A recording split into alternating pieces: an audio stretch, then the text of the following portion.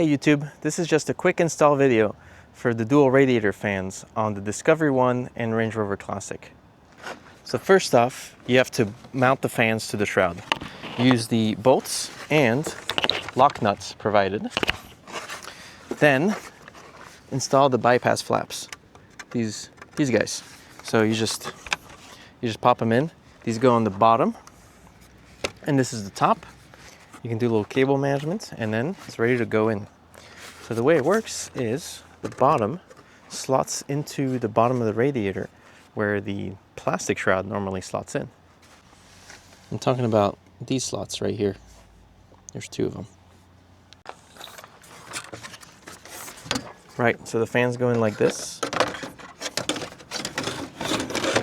Pay attention to get into those slots. And that's it. Okay, so the shroud is slotted in, and then we just have to retain it up here. Use the same clips that were used previously to retain the plastic shroud. If this is a Range Rover Classic, then it was using screws that would go through here, so you just use the same screws your plastic shroud was using to hold this shroud up there. You need to install the temperature sensors to your upper hose. So cut your upper hose, insert this temperature sensor adapter, clamp them in, use some of the provided thread sealant and thread in the sensors and get them tight in there. Pro tip, put the little ground screw with a wire in first, and it'll be easier to put in the sensors after this screw is in. And that's it, now it's on to the wiring. So the fuse box I mount over here with a self-tapping screw. I installed the ground over here.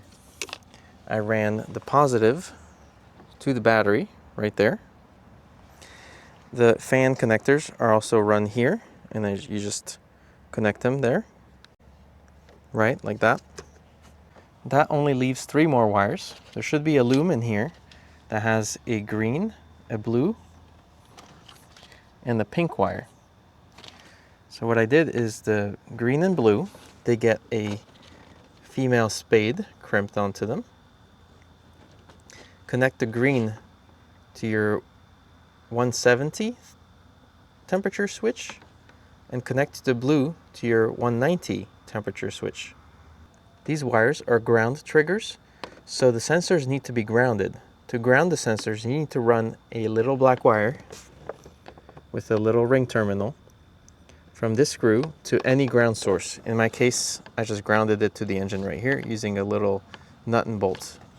Now for the pink wire is supposed to be connected to an ignition switched 12 volt source. This is so that your fans actually turn off when you turn off the car. Otherwise, it'll just keep running and drain your battery. So we tee off the pink wire here.